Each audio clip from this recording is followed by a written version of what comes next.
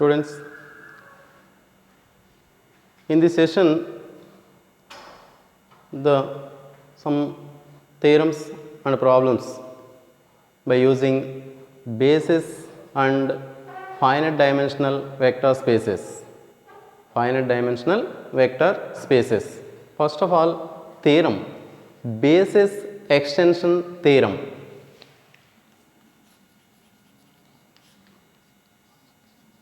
Basis extension theorem. In this theorem statement, let V of f be a finite dimensional vector space and S is equal to set of alpha 1, alpha 2, so on alpha m, a linearly independent subset of V. Then either S itself a basis of V or S can be extended to form basis of V. Let V of f be a finite dimensional vector space.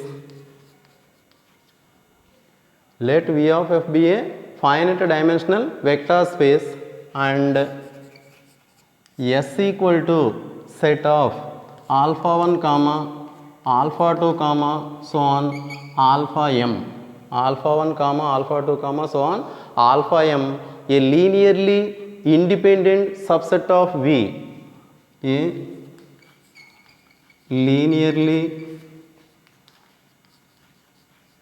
independent subset of V is a linearly independent subset of V, or S can be, or S can be here S equal to set of alpha 1, alpha 2, so on alpha m is a linearly independent set of V. Here S, then either itself it is a, and S equal to set of alpha 1, alpha 2, so on alpha m is a linearly independent subset of V, then either S itself, then either S itself, then either S itself a basis of V, a basis of V, or S itself a basis of V, or S can be extended to the form, S can be extended to the form, S can be extended to the form a basis of V, a basis of V. This is the statement of basis extension theorem. Here statement is, let V of f be a finite dimensional vector space. Let V of f be a finite dimensional vector space and S is equal to set of alpha 1 so on alpha 2 so on alpha m is linearly independent subset of V. Then either S itself a basis of V, or S can be extended to the form a basis of V. Now coming to the proof, suppose here given let S is equal to set of alpha 1 comma alpha 2 comma so on alpha m, alpha 1 alpha 2 so on alpha m is linearly independent subset of V, is linearly independent subset of V. So S equal to set of alpha 1 alpha 2 so on alpha m is a linearly independent subset of V. Since V of f is a finite dimensional vector space, it has a finite basis beta. Since V of f be a finite dimensional vector space, it has a finite basis b. It has a finite basis, suppose b. S is alpha 1, alpha 2, so on alpha m is linearly independent subset of V. Since V of f is a finite dimensional vector space, it has a finite basis b. Suppose let b is equal to set of beta 1 comma beta 2 comma so on beta n, beta 1 comma beta 2 comma so on beta n. This is the elements of b. So let b is equal to set of beta 1 beta 2 so on beta n. Here the set, now consider the set S1 equal to, consider the set S1 is equal to set of, here S equal to alpha 1 alpha 2 so on alpha m and b is equal to beta 1 beta 2 so on beta n. Then the two sets are in S1, then S1 is equal to alpha 1 comma alpha 2 comma so on alpha m comma beta 1 comma beta 2 comma so on beta m. This is the set S1. Here S1 is equal to the set S alpha 1 alpha 2 so on alpha m and b is equal to beta 1 beta 2 so on beta n. Then the set S1 equal to the elements of S and b, then alpha 1 alpha 2 so on alpha m comma beta 1 beta 2 so on beta m.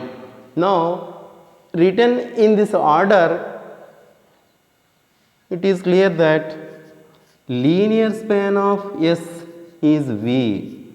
The linear span of S is V. So L of S is equal to V. Now each alpha can be expressed as a linear combination of beta,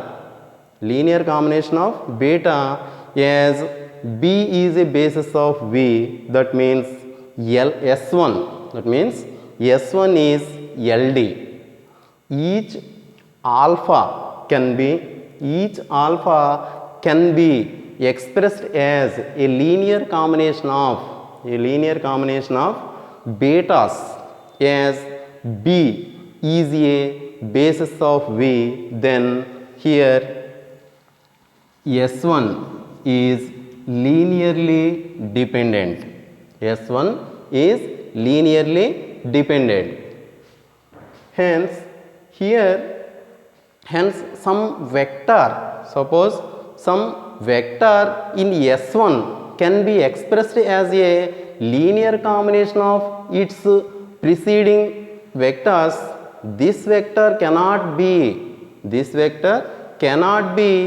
any of alphas, since here S1, here S is already given that S is Li. Here S is Li. Once again, here some vector in S1, some vectors in S1 can be expressed as a linear combination of its preceding vectors. This vector cannot be any of alphas, since S is Li. So this vector must be some alpha, some beta I. Suppose here beta 1, beta 2, so on beta n. Here middle is suppose including beta I. So this vector must be in beta. I. Now consider the set S2. Now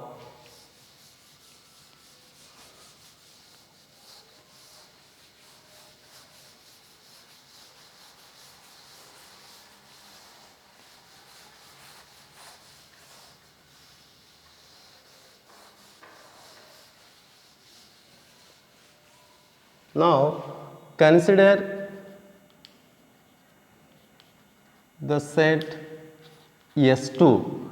First of all, here S equal to set of alpha 1 so on, alpha 2 so on, alpha m is a linearly independent subset of V.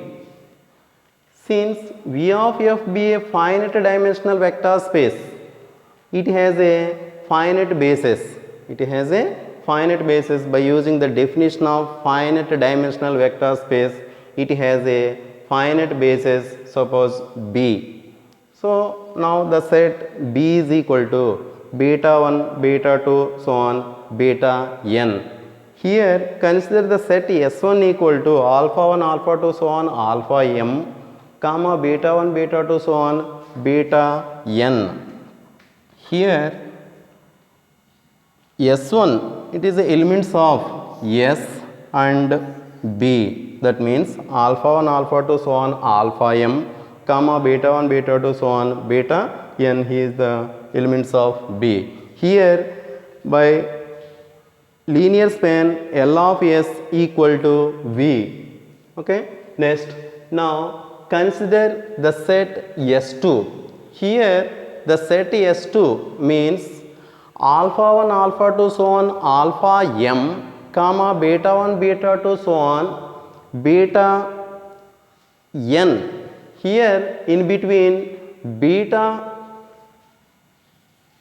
alpha 1, comma alpha 2, so on, alpha m, comma beta 1, comma beta 2, comma so on, beta I minus 1, comma beta I plus 1, comma and so on, beta n. Here not alpha I not in there. Okay.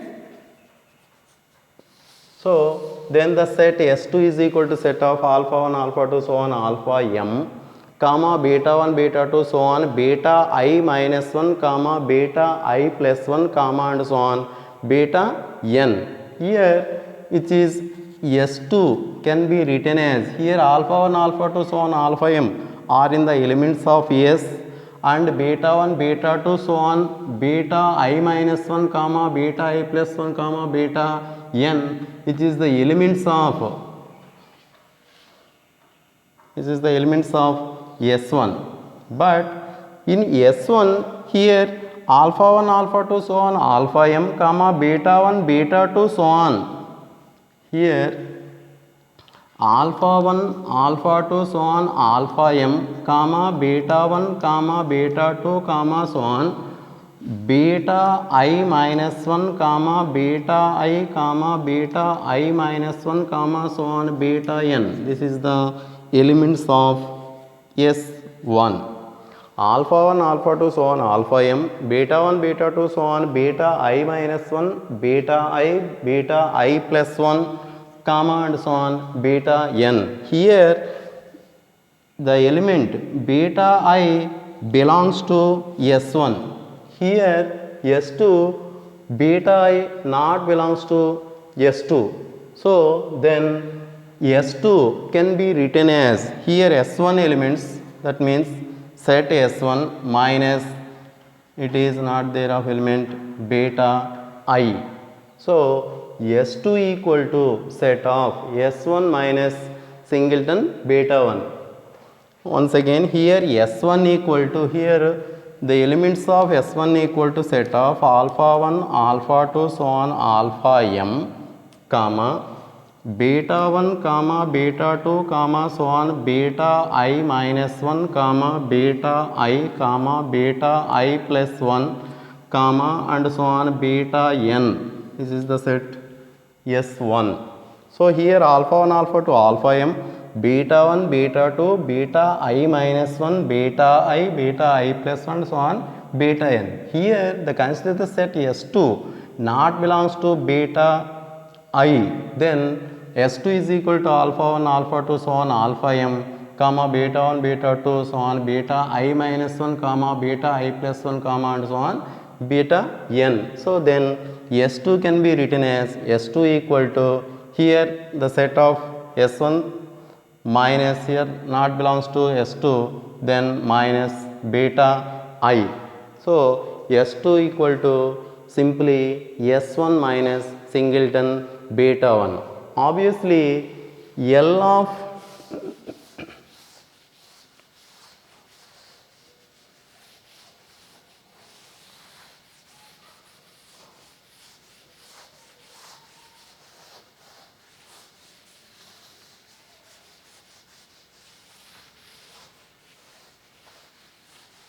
obviously L of S2 equal to L of S1 equal to linear span of V. That means linear span of S1 equal to V and linear span of S2 equal to V. So therefore L of S2 equal to L of S1 equal to V.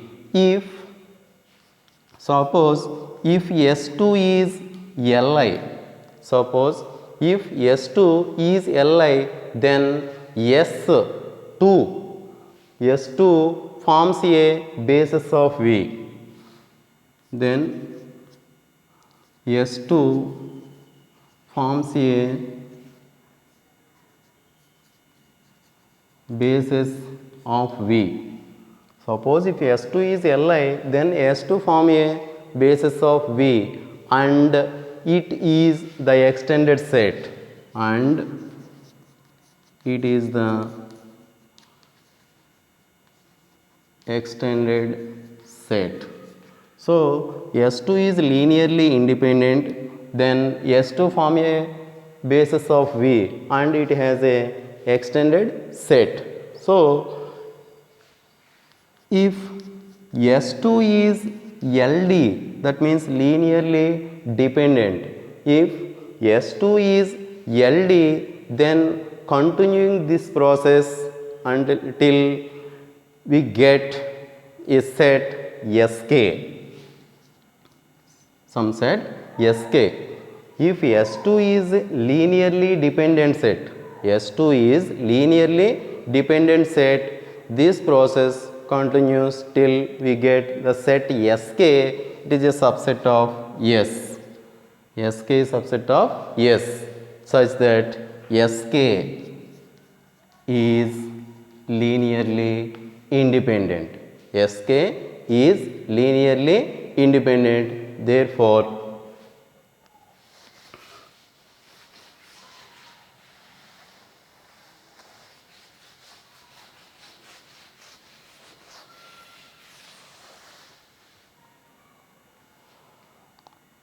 here Sk subset of S such that Sk is linearly independent. Therefore L of Sk, that means linear span of Sk equal to linear span of S equal to V, since L of S equal to V. Linear span of S equal to V, then the Sk linear span is V. Finally therefore L of Sk is equal to L of S is equal to V. So Sk will be extended set of S. So Sk will be the extended set. Sk will be the extended set of S. Extended set of S forming a basis of V. Forming a basis of V. So here S1 equal to set of alpha 1, alpha 2, so on alpha m, comma beta 1, beta 2, so on beta I minus 1, comma beta I, comma beta I plus 1, comma so on beta n. This is the set S1. So here consider the set S2 is equal to not belongs to the element beta I. So S2 is equal to set of alpha 1, alpha 2, so on, alpha m, comma, beta 1, beta 2, so on, beta I minus 1, comma, beta I plus 1, so on, beta n. So this is the set S and this is the set S2. Here S2 can be written as S2 can be written as, this is the total elements of S1, so naught belongs to S2 in beta I, then S2 is equal to S1 minus singleton beta I. So therefore let L of S2 is equal to L of S1 is equal to V. That means linear span of S1 and linear span of S2 is V. Now suppose let S2 is Li, that means linearly independent, then S2 form a basis of V and it has a extended set. And if S2 is LD, then continuing this process till we get the set Sk, which is a subset of S. Sk subset of S such that Sk is linearly independent. So therefore L of Sk, that means linear span of Sk equal to the linear span of S equal to V, since the linear span of S equal to V. So Sk will be the extended set of S form a basis of V. This is the proof of basis extension theorem. So here students,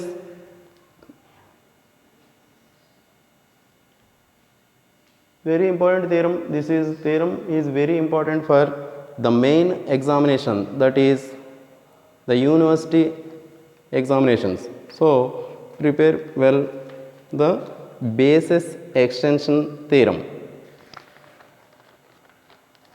Okay. Next students, I discuss the definition of coordinates.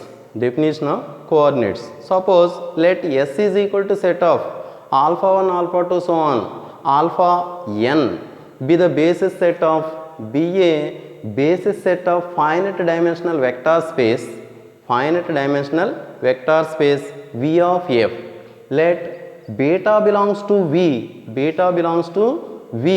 be given by beta equal to a1 alpha 1, a2 alpha 2, so on, plus an alpha n for a1 a2 an belongs to f.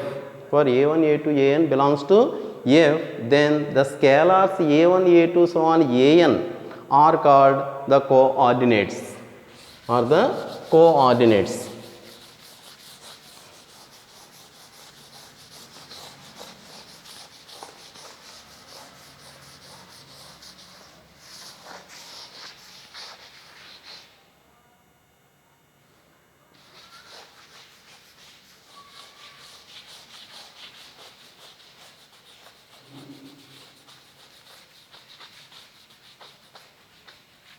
Friends, now the definition of the coordinates.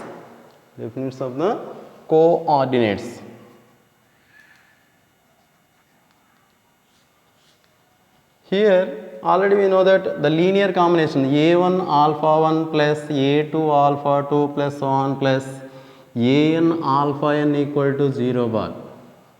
a1 alpha 1, a2 alpha 2, so on plus an alpha n equal to 0 bar. Here a1 comma a2 comma so on an belongs to f. a1 a2 so on an belongs to f, and alpha 1 alpha 2 and so on alpha m, it is a finite dimensional vector space. Then here the coordinates a1 comma a2 comma so on an, a1 a2, here coordinates a1 a2 so on an are called coordinates.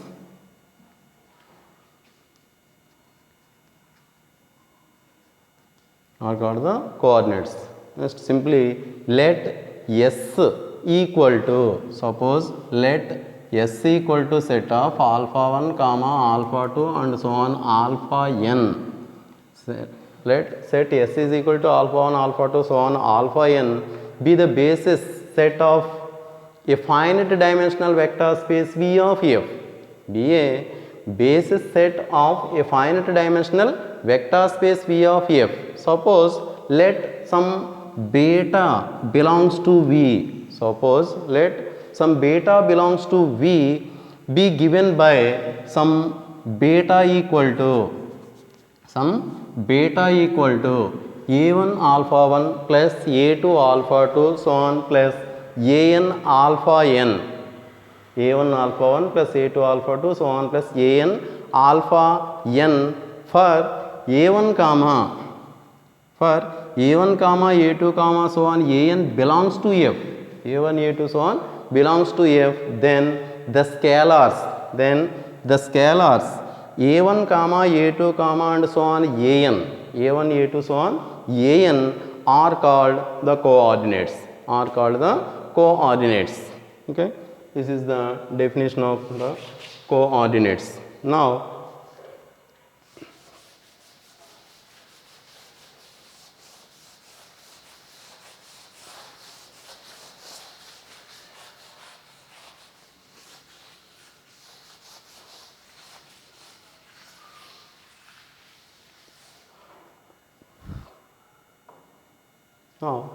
problem based on basis and finite dimensional vector spaces.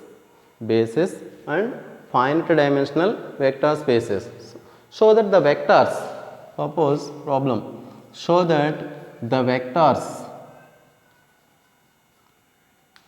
so that the vectors 1 1 2 comma 1 2 5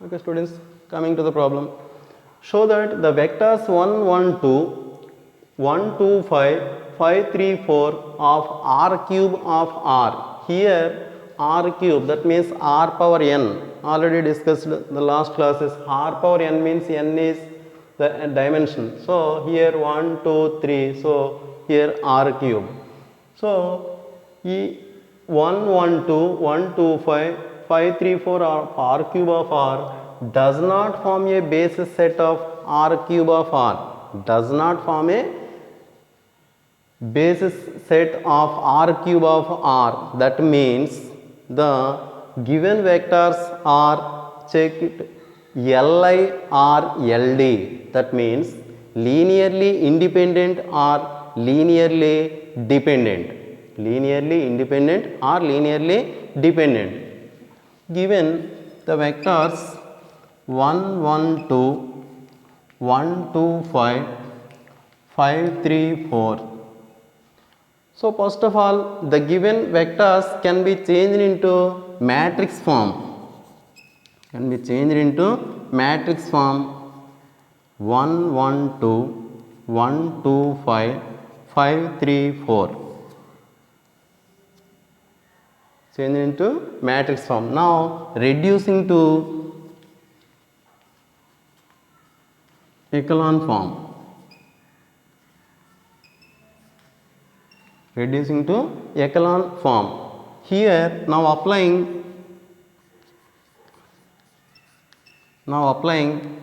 so echelon form unit matrix is 1 0 0 0 1 0 0 0 1. This is the echelon form change to unit matrix. Then now it is the number 1 and this must be zeros by using the row 1. That means now applying R2 tends to here 2 R2, this is R1, this is R2 and this is R3. Then R2 tends to 1 minus 1, so 0, then R2 tends to R2 minus R1.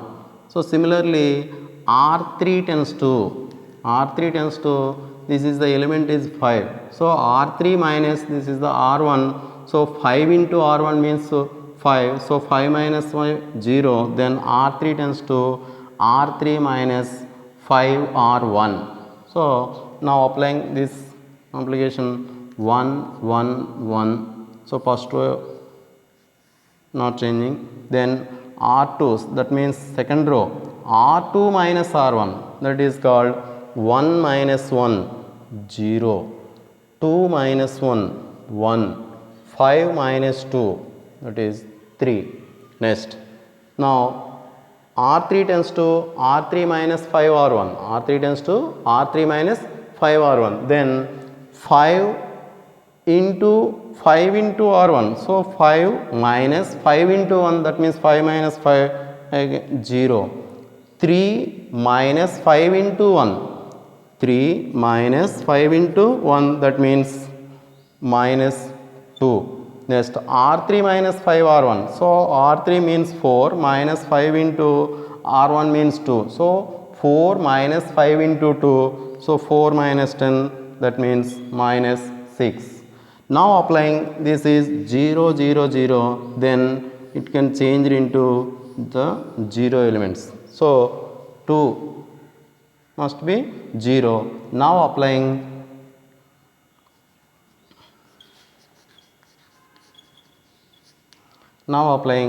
R3 tends to R3 plus 2R2, R3 tends to R3 plus 2R2, that means R3, suppose 0 minus 0 again 0, minus 2 plus 2 into 1, so minus 2 plus 2 into 1, so finally minus 2 plus 2 equal to 0, so this is equal to 1 1 2. So first row is cannot be changed, then second row will not be changed, so 0 1 3. Third row R3 plus 2R2, 0 plus 2 into 0, so finally 0. Next R3 plus 2R2 minus 2 plus 2 into R2, that means 1, so minus 2 plus 2, finally 0. Next last element minus 6 plus 2 into 3, minus 6 plus 2 into 3, this is minus 6 plus 6, finally 0, this element also 0. So here the matrix form 1 1 2 0 1 3 0 0 0, here the rank is 2, the rank is 2, that means the number of non-zero rows, the number of non-zero rows is called rank. Then so the last row all elements are 0, then this is LD set, this is a LD set, hence there is only two non-zero rows, this is only two non-zero rows, hence the given vectors, that means the given vectors are LD. Because why? Here 1 1 2 0 1 3 0 0 0, so last row all the elements are 0, then it has only two rows, third row all zeros, then it is a LD. So the given vectors are linearly dependent, so the given vectors are linearly dependent, hence the given vectors cannot form a basis of R cube of R. So therefore the given vectors 1 1 2 1 2 5 and 5 3 4 cannot form a basis of R cube of R. So once again the given vectors 1 1 2 1 2 5 5 3 4. So the given vectors can be changed into the matrix form 1 1 2 1 2 5 and 5 3 4. The matrix form can be changed reducing to echelon form. So here already we know that the unit matrix, this is 1 0 0 0 1 0 0 0 1. So first the two elements are can be changed into zeros, then 1 5 can be changed into 0 and 0. So now applying R2 tends to R2 minus R1, 1 minus 1 0. Now applying R3 tends to R3 minus 5 R1, so 5 minus 5 then 0. Now applying the operation in this function, then it can be the new matrix 1 1 2 0 1 3 and 2 minus 0 2 minus 2 and minus 6. Next, this element, that means minus 2 must be equal to, can be changed into 0. So now applying R3 tends to R3 plus 2 R2 with respect to R2. So minus 2 plus 2, so contains 0, then minus 6 plus 6 is also 0. So in this matrix, it has only two non-zero rows, has only two non-zero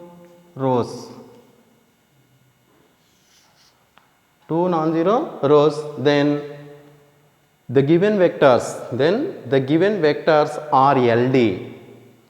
The given vectors are LD. Therefore the given vectors cannot form a basis set of R cube of R. Hence the problem is solved.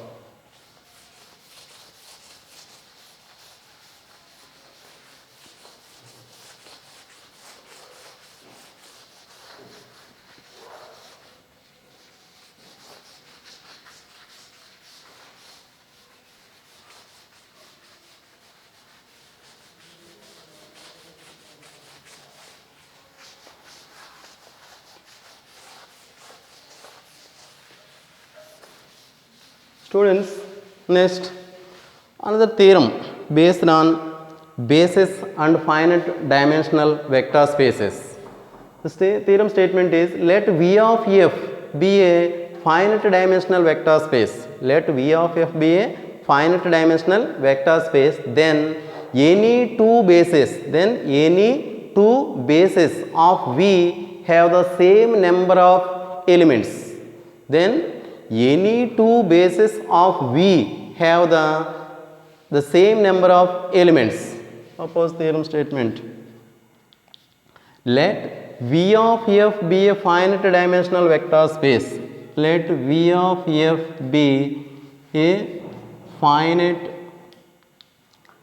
dimensional vector space, a finite dimensional vector space, and then any two, here f is a finite dimensional vector space, then any two bases of V,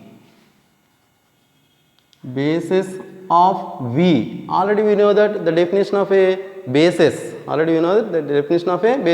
no, two bases of V have the same number of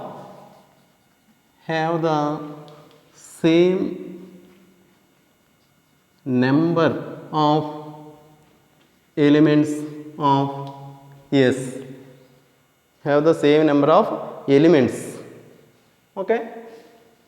So this is the statement for the theorem. Let V of f be a finite dimensional vector space, then any two bases of V have the same number of elements. Suppose here consider two bases, suppose Sm and Sn.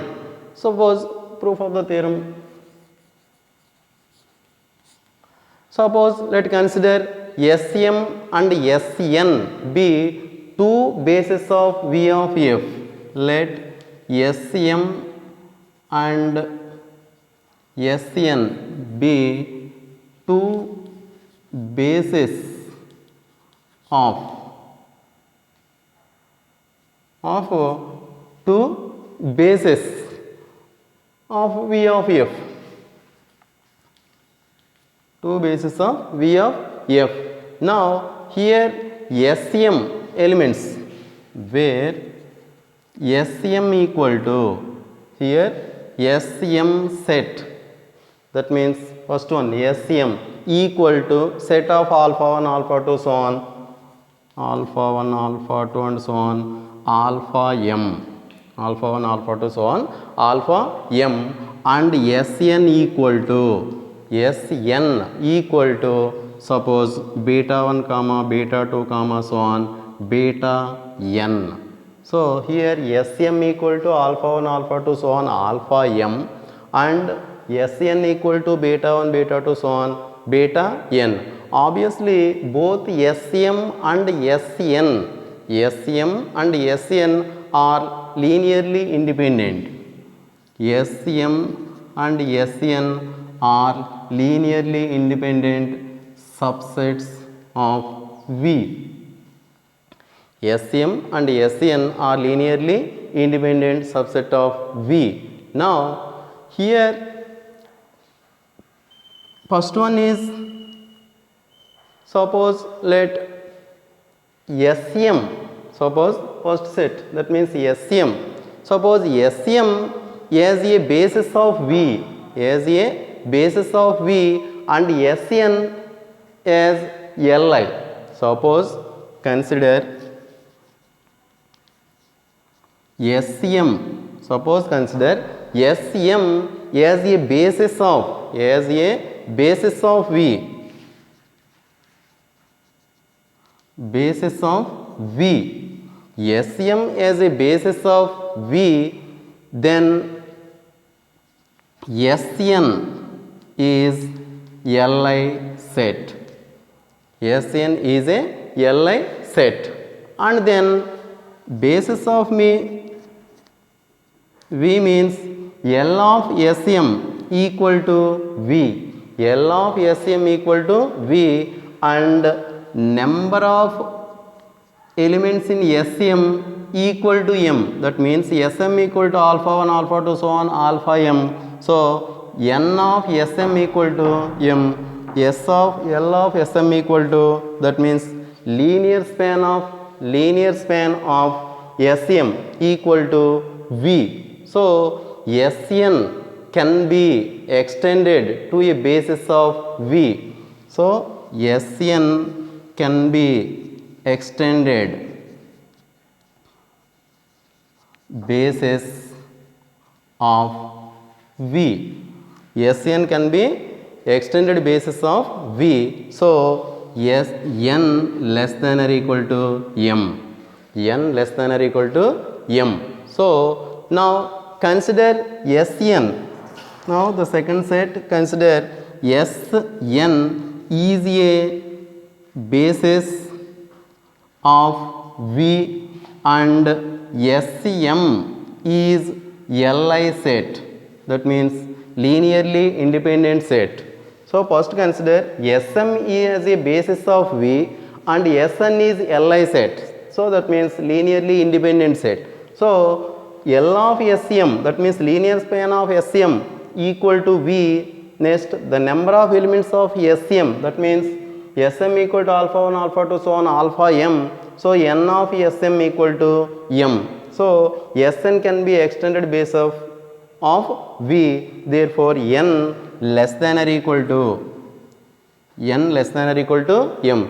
So second one is, suppose consider Sn is a basis of V. Suppose Sn can be basis of V.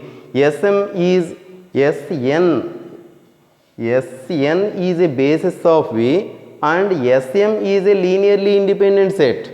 So then Sm can be extended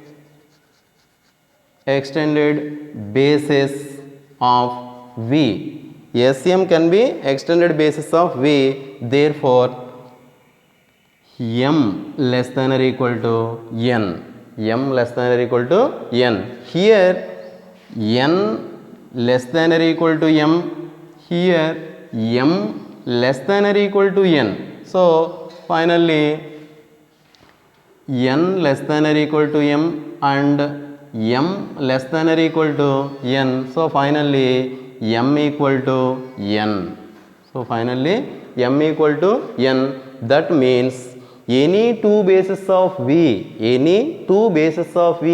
have the same number of elements. That means Sm equal to alpha 1, alpha 2, so on alpha m, which is equal to beta 1, beta 2 up to so on beta n, since n less than or equal to m and m less than or equal to n, finally m equal to n. So therefore any two bases of v have the same elements of the vector. Okay students, this is the another theorem. Okay.